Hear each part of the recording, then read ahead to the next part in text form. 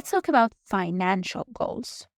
Setting clear financial goals is essential. Define your short-term and long-term objectives, such as saving for a house, retirement, or maybe a security fund.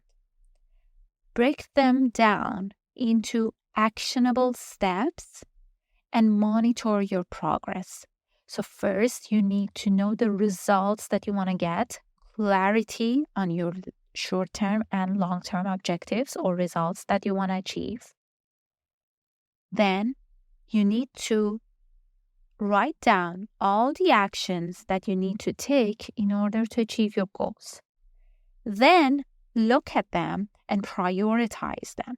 See what 20% of those actions will give you 80% of the results, are going to get you 80% closer to your objectives. And then start by doing those actions and monitor your progress and adjust if needed. Clear goals guide your financial decisions.